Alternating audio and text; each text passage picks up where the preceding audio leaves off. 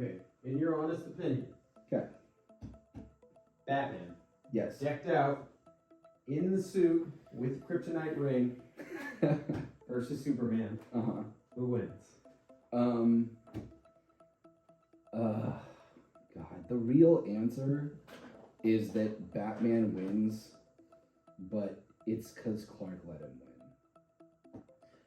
Well, that's the Dark Knight Returns, right? Is that That's any fight they ever have. Yeah. Superman can fly out into space, laser him in half. He can throw him into the sun. He can blow up the planets. He can run from the kryptonite and get lead and do a billion different things, but he cares about Bruce's self-esteem because that's his friend and he loves him.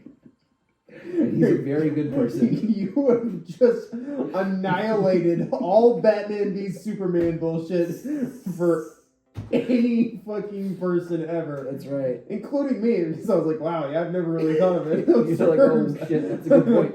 Yeah. Well, here's the dead Batman. Well, no, he lets Batman win. That's his friend. That's the ultimate truth of their confrontations is that they know the difference. It'd be kind of like if if a 10-year-old started beating you up. Like they'd definitely be able to say they won the fight because you wouldn't just murder them. But also, both of you would know when you went home that night that that's the only reason that they were still alive was because you didn't murder them. You know what I mean? Like, think of it like that. It's just like that. The Johnny Horror Podcast, ladies and gentlemen. The only podcast where two grown men talk about murdering 10-year-olds. Damn.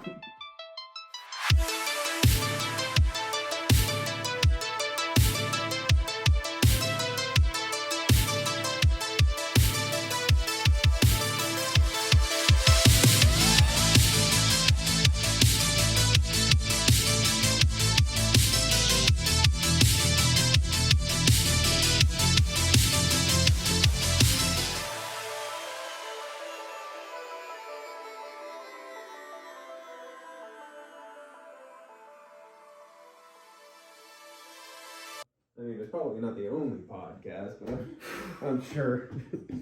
I'm sure of it. Oh, man. Welcome back to the Johnny Horror Podcast, folks. If you are just tuning in, me and my buddy Kalen Berreman are continuing our discussion of horror movies and superheroes. A little bit of A, a little bit of B. When I come on the podcast, superheroes just come up. It's just a thing that happens when I'm around. I have to actually plan for it because, it's gonna happen one way or another. So if I can just kind of veer it into the horror realm a little bit, otherwise we'll just be geeking out over here. It's just gonna be the Jony Nerdy podcast. That's right. Last episode we talked a little bit about our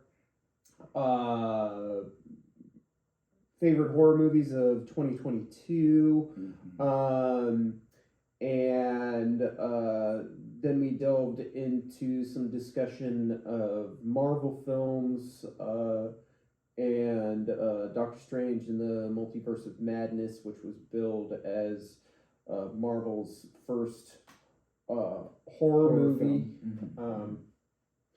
I mean, fuck Blade, right? Right, yeah, that never happens. We don't talk about that. But we had a discussion at length about Marvel and if they are, just kind of just repackaging the same material in just a different style, and that someone who was able to kind of shake up the formula a little bit was director James Gunn with the Guardians of the Galaxy films, and then he was subsequently fired. That's right. He was fired. And made his way over to the DC universe because Warner Brothers is like, you know what? Give us you're broken down. Give us you're poor. You're hungry masses. You're need to breathe free. That's yes, right. you knew what I was talking about. I didn't remember the words, but that's why you're here, sir. Because you're a more educated man than I. So before we jump into James Gunn and the DC universe and Batman, let's just talk briefly. We talked about movies that we liked from 2022. What about movies that you didn't like from 2022? Anything like maybe any horror movies or genre movies that you saw that you were like, that wasn't for me. That wasn't my favorite thing. Gosh. Okay, so that's a little bit tough for me because the way that my brain works is I don't think about the stuff I didn't like. Hey, that's fair. I think about the stuff I liked.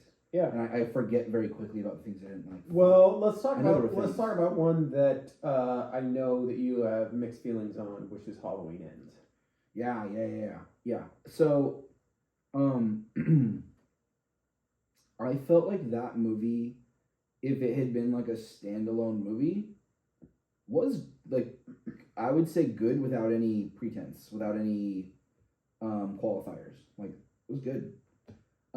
As a sequel to Halloween 2018 and Halloween Kills, it didn't make a lot of sense to me. It didn't really line up, and I don't feel like it was what anyone wanted. Sometimes a movie that's not what anyone wants is still really good. And I wouldn't be surprised if my like 10 years from now, my ultimate landing spot is that the movie was really good. Like, I had fun watching it, and I was impressed by the performances, especially the young man who is the subject of the whole thing. Yeah, his name's Rowan something. I can't remember his last name, but he's pretty good. He plays Corey Cunningham.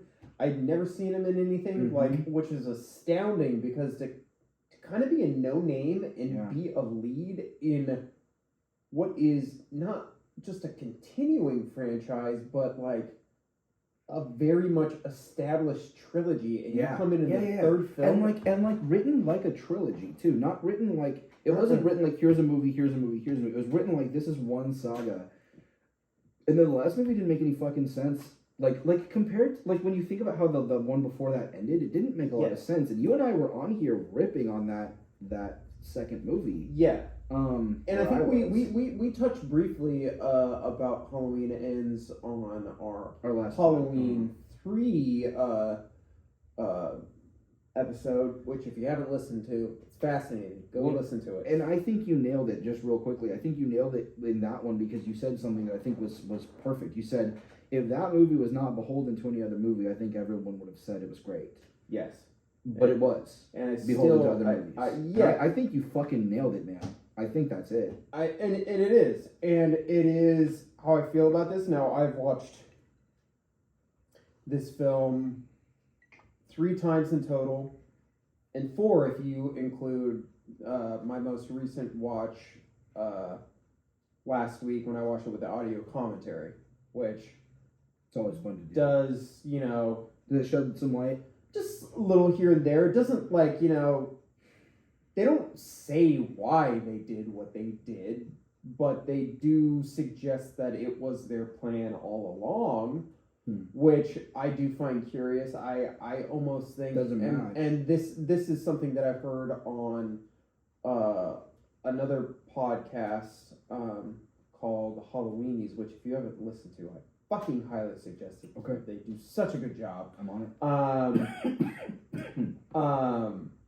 But their estimation was that this was, David Gordon Green and Danny McBride's like original pitch, or it's not their estimation, it's just that it's them kind of, thinking that maybe hypothesizing, if you will. Yeah. Like, well, maybe this that this could have been their original pitch, and Blumhouse was like, all right, you guys can do that, but later we need something now. And if you think of it from that, it makes more sense, because where we pick up with Laurie makes more sense Yeah. Like 40 years Yeah, later, the I way we agree. pick up with Laurie at Halloween Ends. I agree. I don't think that's evidence that that's actually true. But No. I think you're right. No, and it makes but- way more fucking sense. Yeah. But their pitch for someone taking over the mantle of Michael Myers, Mhm. that, because that, if nothing else, that's a trilogy in and of itself. I You agree. know? I agree. So frustrating as it is that was not the movie from the start. Mhm. God, I can't.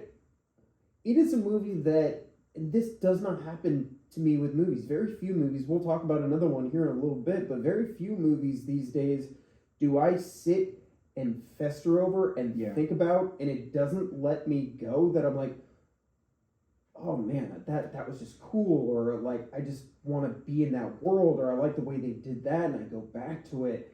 Halloween Ends is one of those movies that I'm very it has problems. It Mhm. has so many problems, but Mhm. I am constantly fascinated by the choice, and it does very much fall into the same vein as Halloween 3, and obviously you can look at the title card of Halloween Yeah, Ends yeah. and see what their intent was with their third movie, Yeah. that it that's was good to be a point. standout. Yeah. I'm fascinated by it because they took a swing, and whether or not they knocked it out of the park, that's anyone's decision. Right. But For sure. a swing was taken, and I'll take that swing over the The reproduction lack of of swing. Yeah. So and I want to say too, like I don't think you can say that they totally whiffed, even if you don't think they knocked it out of the park. Mm-hmm. So and this is funny because like I don't talk about her in here a lot, but like I really respect my girlfriend's taste in movies. Yes. She has good taste in film. She gets storytelling. Like she's an avid reader and an avid movie she's watcher. really smart. Yeah, no, she is. She's a software engineer. She crushes like 30 books a year and is an avid Fucking madness. watcher of film, and like she just gets story, and she's just very sharp with these things, and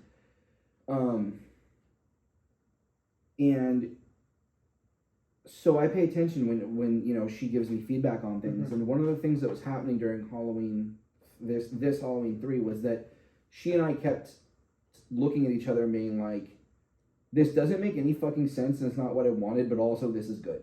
Like we both kept feeling that way the whole movie. Like and I was annoyed by it because I'm like, I want the movie that I wanted and I want to hate this and I get neither.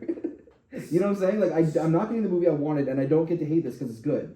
Yeah, so I would say that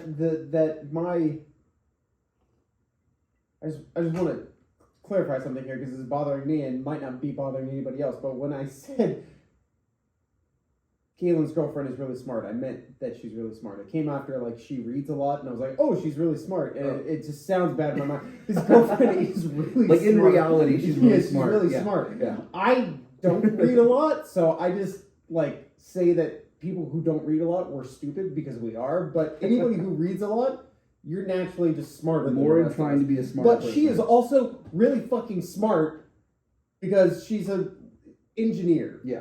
Yeah. There's that too. Yeah. Yes. So that's a whole other level. There's of that smartness. too. Yeah. So now that I've cleared my conscience, Yeah. but when I was sitting with Celeste, like we sat down to watch this movie, and after I really liked Halloween 2018 when I saw it. Really liked it. Stuff was weird to me. The way people talked, not natural. I love that movie. The way people talk in the movie, not natural. Mm-hmm. I've had a lot of time to sit with it. I don't. It's probably one of my least favorite Halloween movies now. It really is.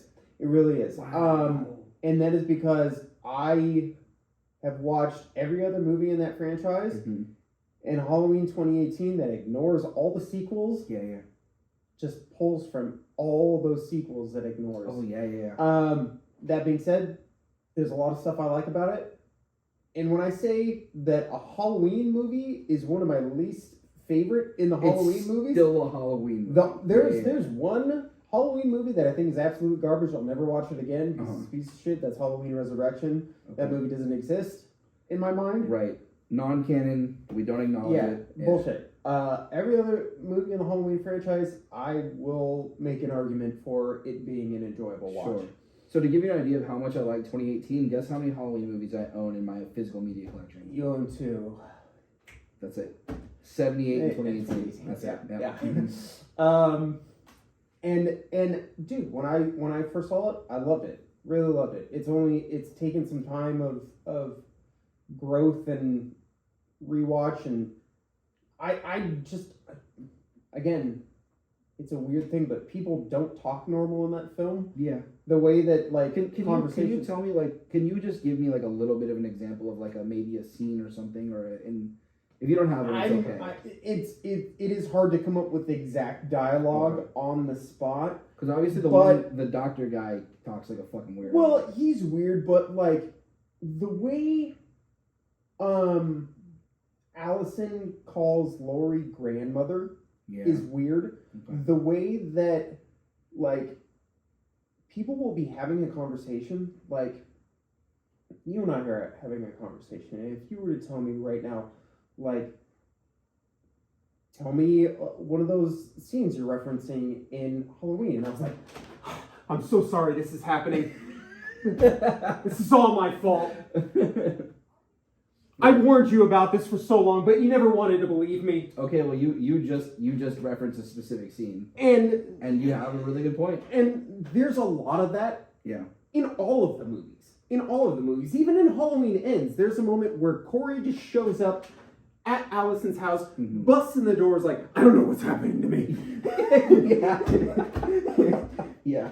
And then they're making out 2 seconds later. I'm like, that's not how people work. No, it's not how human behavior works. And David Gordon Green is renowned for his, like, directing real, emotional, normal people scenes. And I was gonna say, it's kind of weird how he went Halloween 2018 franchise is damn near none of them.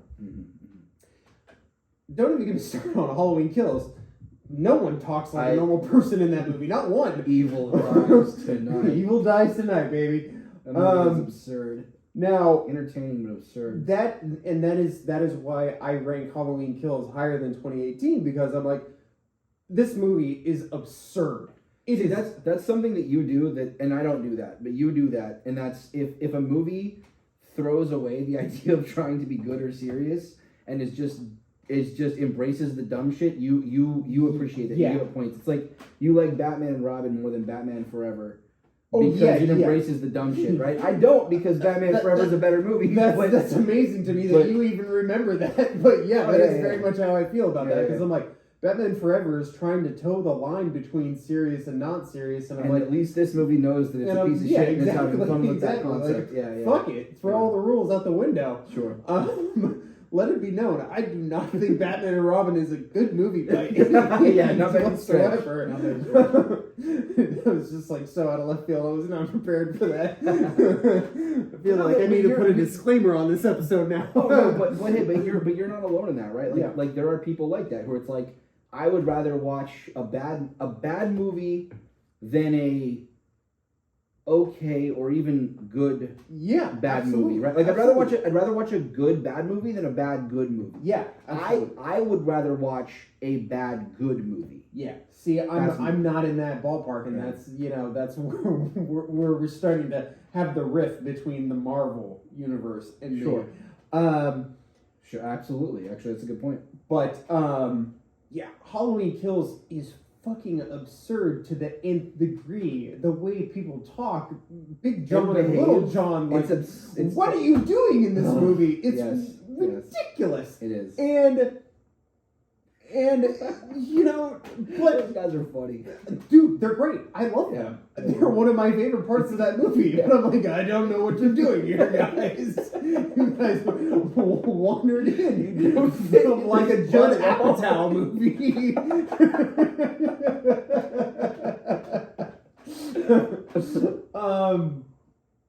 But that movie's just heightened. Everything about it is heightened. The gore is heightened. The violence, the stupidity, the way people talk. oh my god, I can't tell you how many times. There's like 5 or 6 different times, 5 or 6 different people are like, Michael has haunted this town for 40 years. He And now killed we're gonna do 3 people 45 40 years ago. ago. Yeah. And you guys are on the same fucking night that the other movie that just happened. You know, like, Michael hasn't really haunted this town for 40 years. Yeah. Like, seriously, 10 hours ago, no one even gave a shit. So what the fuck are all you assholes talking about? Everyone was telling Lori that she was being crazy for being worried about Yes, Michael, and now you're all like, this literally, curse has haunted like us. and 4 nothing. hours ago. Yeah. So there's that divide where the filmmakers are not aware of the film that they are making. They're not aware of the boundaries that they have established for their own fucking feature film. And I feel like that holds through these 3 movies. Yes. And that's the weirdest thing, because I don't think that these are incompetent filmmakers. I would never ever be so brash as to insult Green, right? Or his screenwriters. But it's weird that it's so It is a disjointed. fucking weird trilogy. Yeah, it's weird. But I would argue that out of the weird trilogy, Ends somehow manages to be the best of the 3, and it has no business being the best of the 3. That's Now, interesting because, I know you obviously prefer 2018. Mm-hmm. There's a lot I like about that, but I also, I think Ends is clearly better than Kills. yeah, So there's that. I think story-wise, because if you look at 2018, it is a very loose remake of 78. It really is. Of Halloween. I always maintained that film would have been better if Laurie was the one that fucking attacked the bus and let Michael out. She was trying to kill him and fucked up, and he got away. Okay, Monday morning quarterback here. You're right, and that's a great idea. I don't want to see that movie. And I'm like, how was that not? No, that's a great idea. The fucking premise. Yeah, that would have been amazing. But anyways, I digress. I think it fucking, I mean, any movie, you give it a certain amount of time and people will look back on it and be like, oh, that's a misunderstood classic. Sure. I think, I very much But sometimes we're right and sometimes we're wrong. Yeah. That's all I'm saying. I think Halloween Ends is I gonna think end it up, will be remembered well. I'm with you Yeah. on that. I agree with you, and I even think that I'll be one of those people. yeah. Can I ask you? Yeah. Go ahead and finish your thought. I'm sorry. No. That was it. Please. I was just wondering, was there anything else from 2022 that you really didn't like, and was there anything else you really liked that we missed? Because I'm curious, and I feel like we might have missed a couple things. Well, there's a lot that I liked. Okay. Praise obviously good, but praise like one that you don't even have to like delve into. You're just like, they got it right. They got it right. Do that. Keep doing that. Prey was perfect. Yeah. What's his name? Daniel Trachtenberg? Yeah. That man can't bro. miss. Come on, bro. That man can't miss. He's got it. He's got Yeah. the juice. And you know what? My good homie listened to that guy when he was like you or me. He was like a podcaster, wannabe filmmaker. Like a young guy who really dreamed of making movies and talked about movies and got really excited about movies. And really hoped that someday he'd get an opportunity. And my friend listened to him way back in those days, and then got to watch him make 10 Cloverfield Lane, and then got to watch him make Prey. Yeah. And I think that's fucking tight, and I love it. Like one of us made it, one of us won. So that's. And I mean, think about the gap in between that. Think about like the gap between that's the better part of 10 years in between those movies, and that's true. That's how hard it is to make movies in the real world. And he made a good fucking movie. Everyone agreed. Yeah. No one didn't like it. Like everyone liked it. Yeah. And it took him that long to get another movie out. So, Prey, just solid movie. Now you have your formula. Just send the Predator back. I thought Prey was different to different fucking time eras. Let's get our Kurosawa rip off. Yeah. I was like, get our I don't give a movie. shit. Send him back to have him fucking fight dinosaurs. That's man. right. That's right. Let's do it. We'll get a little bit of that with Adam Driver in 65 this year, which I'm really excited about. We will.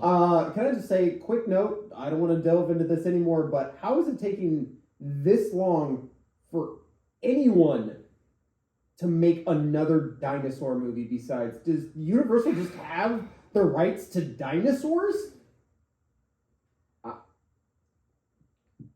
Okay, cool. So that's all we have to say about that. I'll tell you what it is. You know what it is? You know what it is? The best dinosaur movie ever made was the first real dinosaur movie ever made back in 1993. It was called Jurassic Park. It was made by this random guy who I don't know if he's done anything since. And I think it's something that people are afraid to tackle. Yeah. Yeah. It's perfect. It is the perfect. And I'm also with you where it's like, but that doesn't mean you can't make a good movie in that sandbox, that type of sandbox. And I'm very excited to see it. I love the premise. I love it. Things great. Same. Yeah. And Adam Driver's a beast, so I'm all about it. Oh, he's the best, dude. I love that guy so much. Yeah. Mm-hmm. He can rise above the fucking material. The material might be good. Well, what if the no, material's really good? I'm just saying if even if it's bad? The fucking Star Wars movies are any example, he can rise above the material. I'm being quiet because we're not going into that. Yeah. Yep. That's another rabbit trail. Yep. God, I mean, X was good. Black Phone was good. I liked X. I fucking loved Black Phone. Black Phone, dude. Like I said on the previous episode, Scott Derrickson and Ethan Hawke, they have a magic, and dude, Ethan Hawke he's so good. I don't understand so how that man is not fucking in every movie ever made. I know. He's so undeniable. Dude. You know what it is? What I think maybe it is that I think early in his career he was written off as a pretty boy. Yeah. Yeah, he was written off as like, oh, you're handsome, you must not be talented, and that was never fucking true. He was always really good, and yeah, dude, he is like the blue collar actor. He just does the work, and he's fucking good at it, really man. Good. Like I said about Trachtenberg, he does not miss. And I mean, that's even more so for Hawk. I know. Like that He's got a much longer track record. He just is so good in every single thing he does. Fucking killed in that movie. You take something just like fucking that is like a B movie at best, which is The Purge. Mm-hmm. And he takes what is essentially a fairly unlikable protagonist, and by the end, you're like rooting for this guy. He does have that. I mean, even in Black Phone, where he goes way against type and plays a despicable human being, right. I'm just like, I'm engaged every time that man is on screen. 100%. Loved it.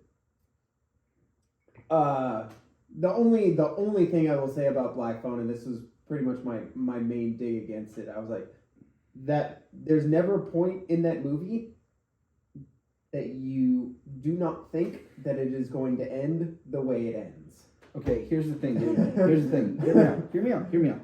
And you know that I have a predilection for a certain author, and you know I have a predilection for a certain horror story about kids that was written in 1986. And you know that float down here. That's right. And you know that the guy who wrote the source material for this movie might be that guy's son. Yes. And this might feel quite a bit like that in some ways, right? So hear me out. I never gave a fuck. Like, I didn't care if the movie felt a little bit predictable. And also it might not have been, like, things might have gone worse. And like we got enough tragedy, like, for it to not totally matter. Like, they gave us all those kids who did get murdered to care about, and they were still murdered, and like so to me, like, that still mattered. And like they gave us his friend who was murdered up front, who like reminds me of some crazy fucking kids I kicked it with when I was a little boy to fucking protect me from bullies.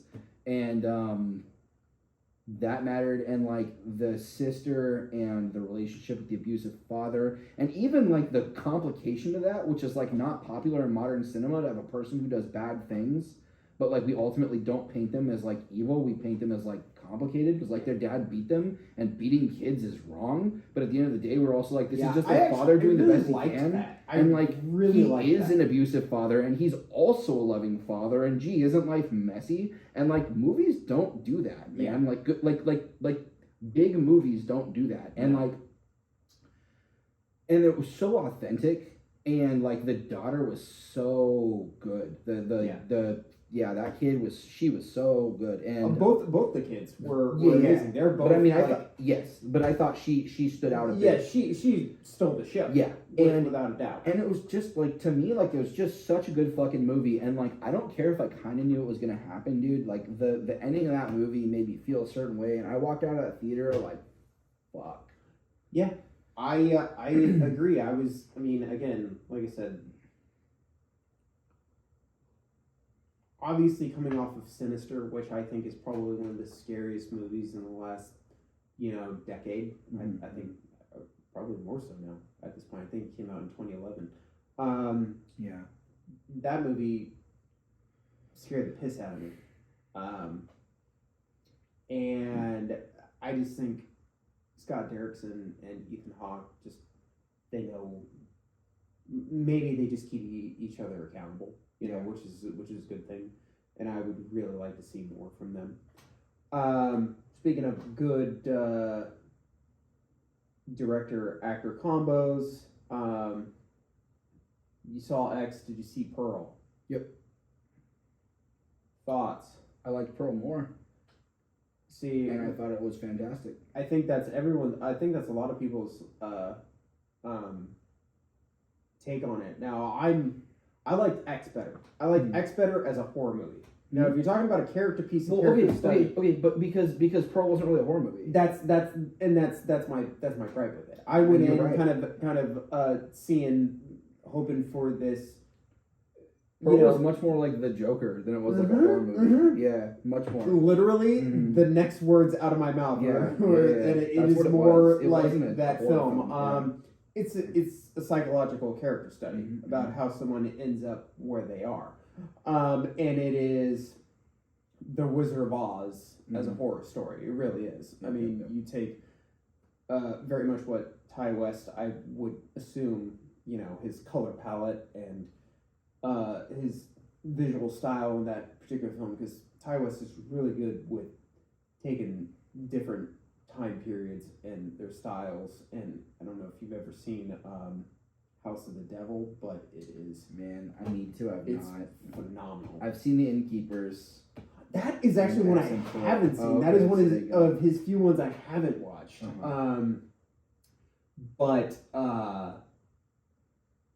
So Pearl as a character piece and Mia Goth is undeniable. She's a really good force to be reckoned with. I just had the thing with X with me is that you have all these characters and you set this up as this 1970s horror film that's clearly an homage to the Texas Chainsaw Massacre. Texas Chainsaw Massacre, as good as it is, every single character in that film is wholly unlikable. I don't like any of the characters in the original Texas Chainsaw Massacre. I'm not rooting for any of them to survive. So that is its critical flaw with me. Every single one of those characters in X, yeah, you don't want them to die.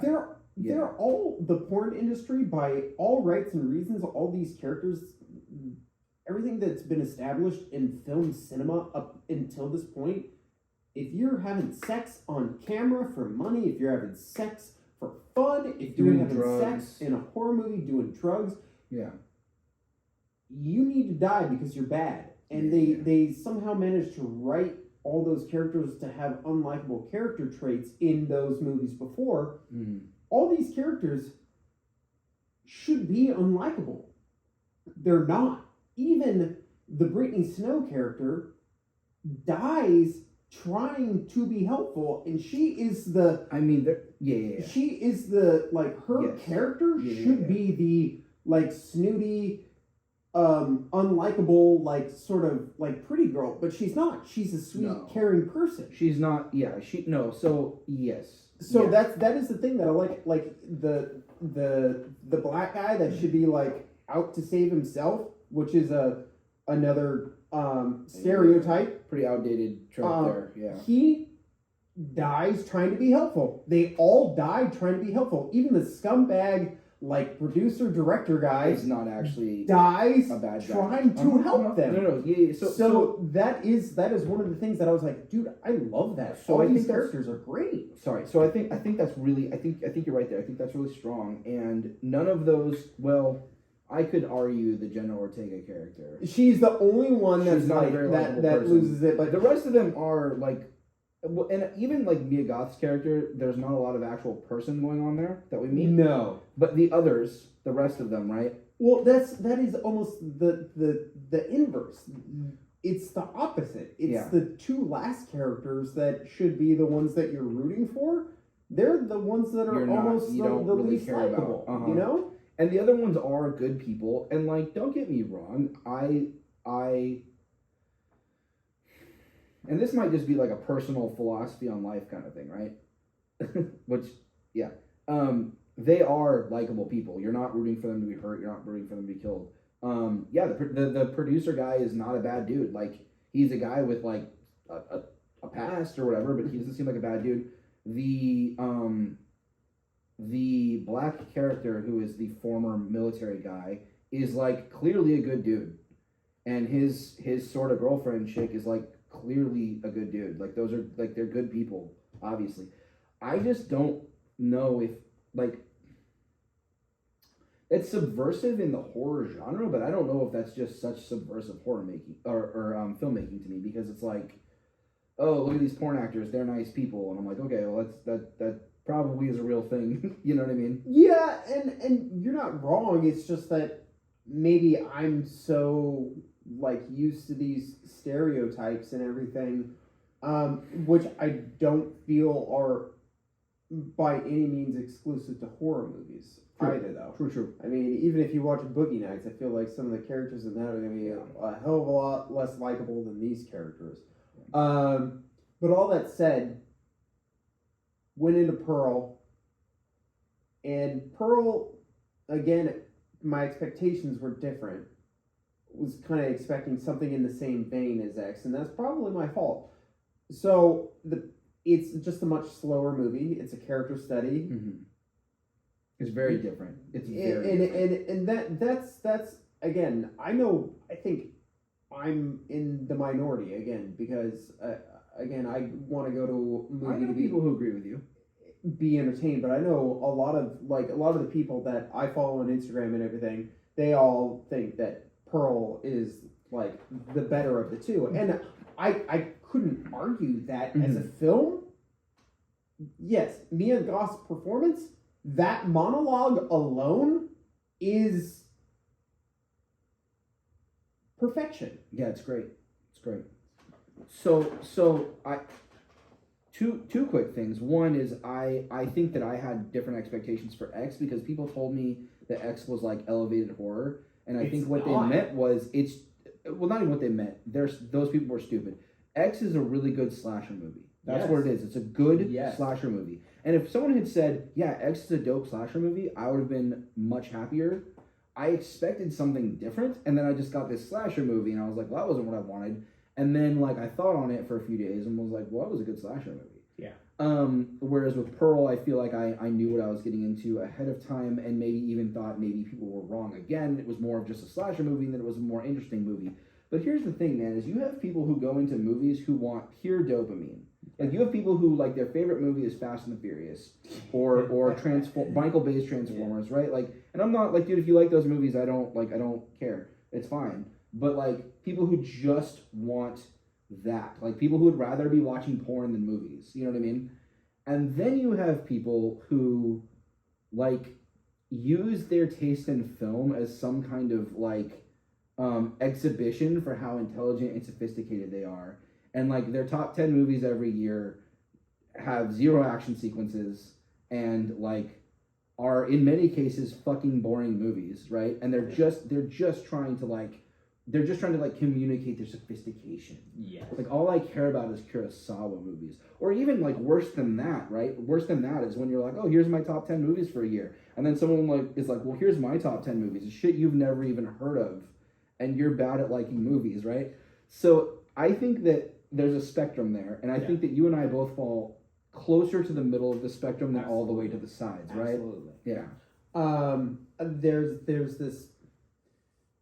There's this YouTube channel that I would follow for a while, and I really liked it because they would go in depth and they would talk about a whole bunch of different films, and they would go they would rank the top 10 da da da da da, and then they would list for each different one. They would list a whole bunch of different movies in that category, the top 10 horror movies, if you will. And they'll be like, all right, so first we want to take a look at these type of horror movies, da da da da da. So here's an example: this, and this. And they would list the movies that are the fucking movies, that are the best ones, and then they would name some obscure movie that no one had ever heard of. I had never heard of it, and be like, so this is why we want to talk about this movie, and this is why we think it's the best, blah, blah, blah, blah, and blah. sometimes movies you never heard of are good. Exactly. For a while it was like, all right, cool. Maybe I just need to expand my horizons, but then it was that again and again and again, and I was like, oh, you guys are just pretentious. Exactly. And sometimes someone will bring up one of those, we've never heard of this, but go watch this. It'll be... I had someone tell me that a movie, and I'm not gonna name drop the movie because I don't want to offend anybody, but it was a movie from Europe, and someone told me it was the best horror movie and the best thriller movie and the best superhero movie that they'd seen in ages. And I was like, what the fuck are you talking about? Okay, I'm so excited. And I watched it, and I was like, that was fine. It wasn't a horror. It was a little bit of a thriller. There were definitely no superheroes, and it was okay. It was pretty good. Yeah. It wasn't the best movie I've seen in ages. It was just some shit I hadn't heard of, and there's that pretentious nature, right? And there are people who get very into that, and I'm definitely not one of them. We're definitely not those people. No. So there's that, and I appreciate I really liked the Banshees of Inisherin. I really liked it. I liked it too. I probably am not going to watch it very often. No, I will put on In Bruges Yeah. 1,000 times Yeah. before I will put that on. Right. That being said, you cannot deny the chemistry of those two. It's just that In Bruges is funnier, more punchy, more emotional to me. All the shit with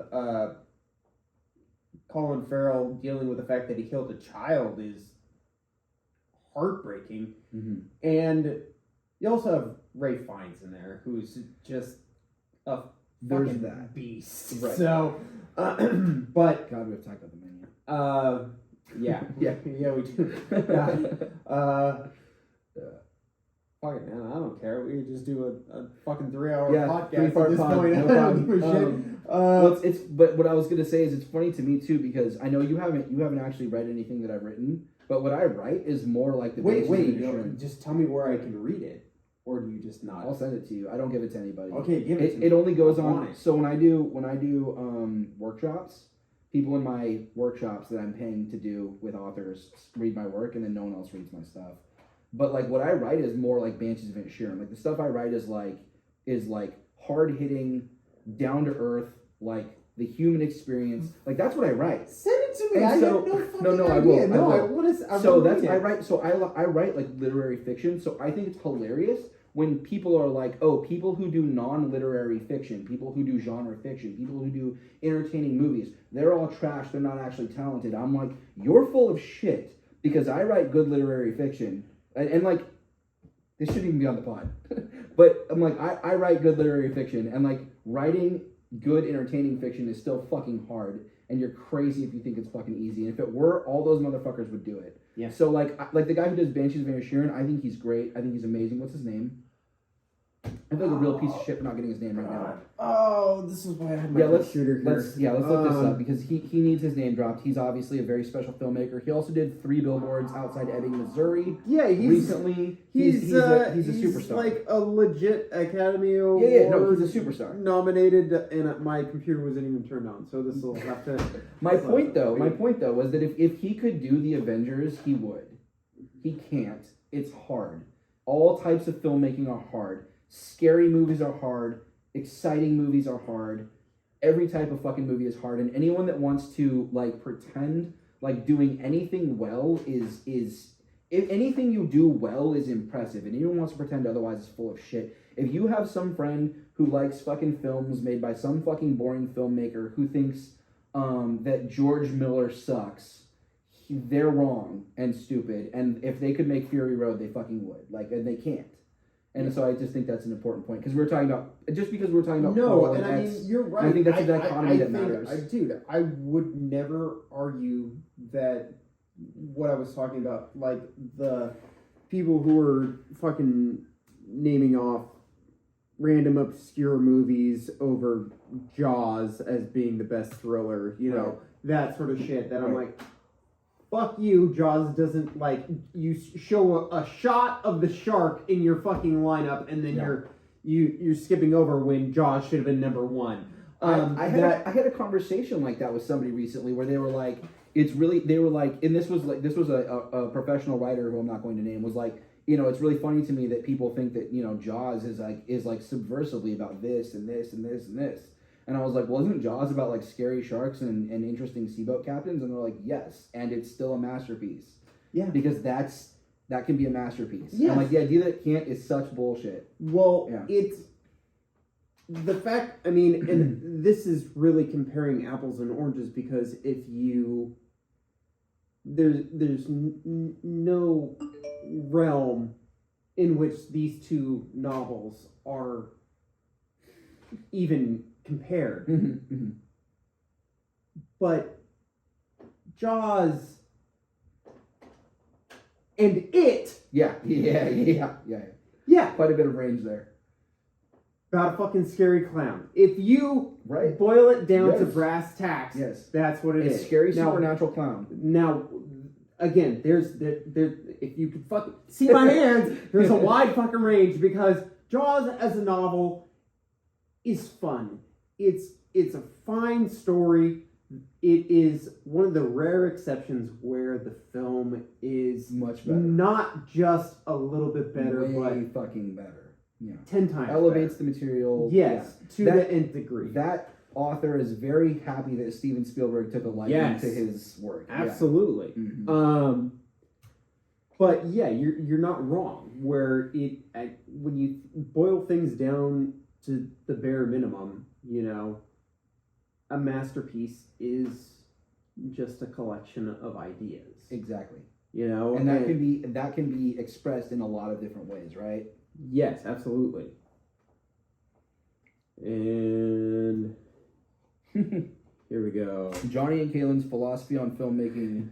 Martin McDowell. There we go. I'm sorry, Martin McDowell. I'm very sorry for forgetting your name. You are. He's definitely listening, and he's so pissed. And I feel terrible because he's amazing. So, on the topic of like great filmmakers and fucking, you know, being fucking holier than thou, I kind of swore to myself that if Mia Goth didn't get nominated for an Oscar, that I was gonna pretty much write off the Oscars altogether. Yeah. I don't really get bothered by stuff that happens outside of my realm of just simplicity, my boring life, but the fact that that girl who probably turned in a better performance than anybody with the exception of maybe Brendan Fraser.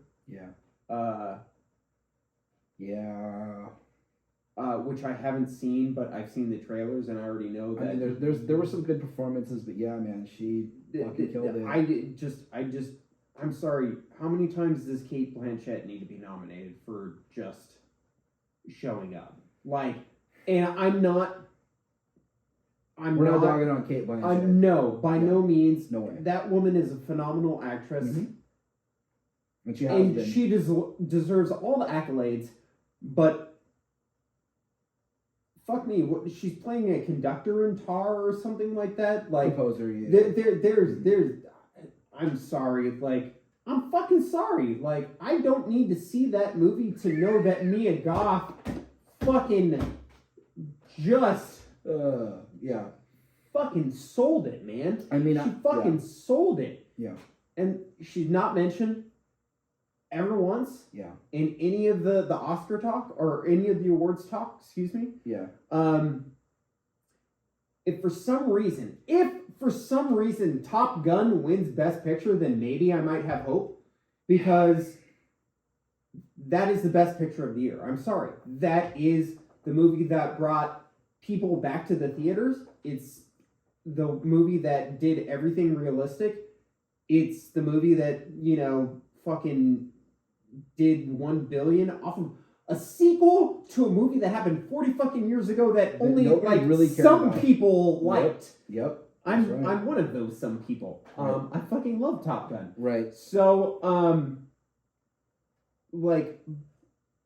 by not the standards of the fucking elite and the fucking snooty nose in the ear fucking no, by the standard of actually what we're saying and what yeah. The movie of the year was fucking Top Gun. The movie of the year is Top Gun. Yes. I don't know if it's the best picture. It's the movie of the year for sure. And I think I haven't seen Tar, and I'm going to withhold praise because I feel like I'm the kind of guy that would sit here and say, yeah, fuck Tar, and then I'm going to watch Tar and be like, all right, well, that was really good. I don't know. But I haven't seen Tar. But I agree with you that Mia Goth not getting a mention is a great example of the lack of respect for genre filmmaking. And there's just with the Oscars, it's like there's a club, and if you ain't in it, you ain't in it. Like okay, I love Colin Farrell. They're talking about giving Colin Farrell an Oscar for was he nominated for Banshees of Inisherin? Yeah, he won a Golden Globe. Okay, so. I love Colin Farrell, and I really like Banshees of Inisherin, and I think it's a really good movie, and I think it's an impressive script, and I wish I came up with it, and I wish I wrote it. I'm not Irish, so that wouldn't have happened, but whatever. It's really good. His best performance this year was not in the Banshees of Inisherin, and it was not in After Yang. It was playing Oswald fucking Cobblepot in Gotham City in the Batman. And if I don't know, I've been searching for a fucking segue for the past 20 minutes, and if I can't find a better fucking segue, I don't know what it is. Yes, absolutely. And we've talked about this. A role that absolutely, positively didn't need to be played by a beautiful man. Fucking gorgeous Irishman. Your hands are bastard. Instead of an overweight, out of work Italian man. Right. Yes, let's talk about. Well, I mean, hold on. Before do you want to throw it to break? Jump too deep in. Let's just see where we're at as far as time, because if we need to take a break, we should probably take a break. Okay. Yeah, we've almost talked for another hour. Damn it. We'll never get we made promises that we were going to talk about certain things. We can fuck into it. DC Universe. Okay, so before we talk about Colin Farrell in the Batman and the DC Universe and James Gunn and all that. We're gonna bounce back real quick. No, that was just the most perfect segue. I'm bothered by the fact that we can't keep going. You wanted to talk about the menu. Let's wrap up this discussion of with horror the menu. Absolutely. With the menu. Absolutely. Please take it away. So if you've the menu was fucking dope.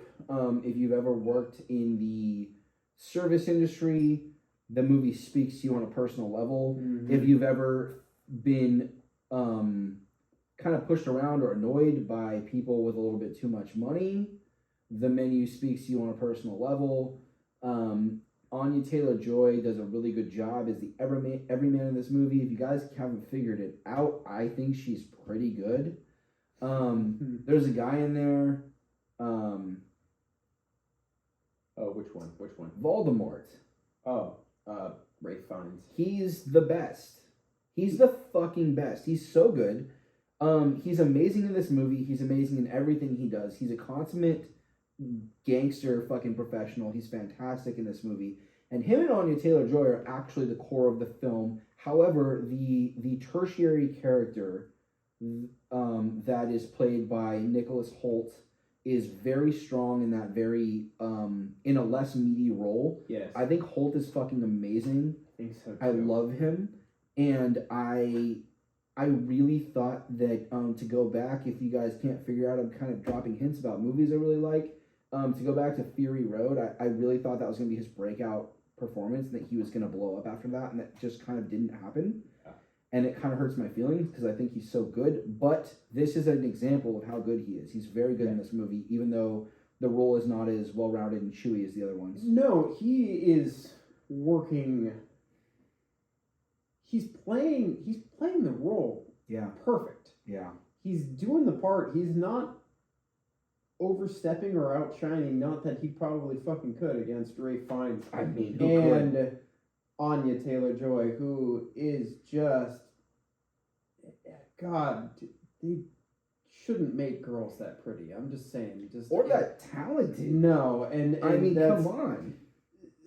She's so like, we first saw her in The Witch. Yeah, in 2015, she was like a teenager, and she was so good right there. Well, I mean, that's for me. That's like the given. Like, anytime she shows up in a movie, I'm like, all right, cool. Mm-hmm. Like, she's gonna be good. Yep. Like, everybody was losing their shit over the Queen's Gambit.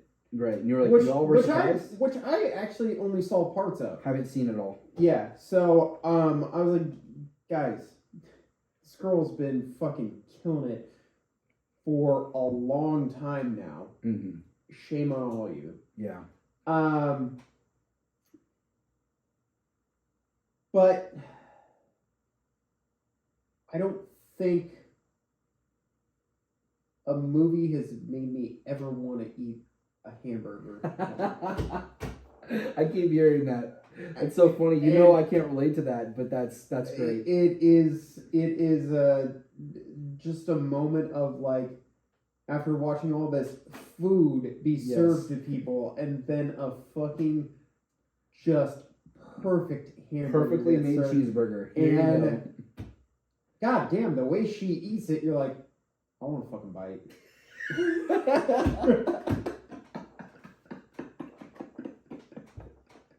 You're like, sure. Dude, everything about that movie sold me. I just had fun with it. She is exactly what you said. She plays the perfect everyman. Mm-hmm.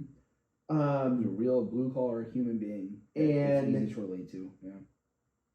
I don't know, man. That girl just, she's so fucking talented, and be able to hold your own against Ray Fiennes is for real on another level. And I can't wait to see what else she turned in. Like 2 or 3 amazing performances this year alone. Mm-hmm. Homegirl's on a hot streak. I don't know if it's a hot streak, dude. I think this is who she is. Yeah. You know what I'm saying? Yeah. Like the hot streak's getting so long that I'm starting to think this is her. I would say hot streak, not necessarily her performance, but her films that she's in. Yeah. You know, she's not just doing amazing acting, she's doing amazing acting in amazing films. Right. So and she's working with like I couldn't imagine what it's like to be working with like she's working with like Edgar Wright, and she's working with like Robert Eggers, and she's got a movie coming out with George Miller, and like, I mean, yeah, she's done, yeah, I mean, it's pretty impressive. So yeah, I agree. That movie was such a surprise in just, I knew ahead of time that people were like, no, this movie's good. This movie's good. Yeah. Check this movie out. And within a month of it dropping in theaters, it was on VOD or on HBO Max, wherever I watched it. Mm-hmm. Absolutely. As it, you know, I had reservations, you know, saying, you know, someone who works in the service industry, this movie speaks to me because it's on such a higher level than anything I will ever work or That's have the ever worked. point is that but it's the same though. yeah, and the baseline is Yeah. the baseline is that Like the chef in the movie started cooking hamburgers in a hamburger shop. And Yeah. like, that's the and you know, if you've ever waited tables, if you've ever dealt with people who are entitled in any way, shape, or form, whether it's at fucking Starbucks or it's at fucking Jack in the Box, like yeah, McDonald's, whatever, it doesn't matter. Like it's the same concept. you know, just you really do get to see how pathetic we all are. And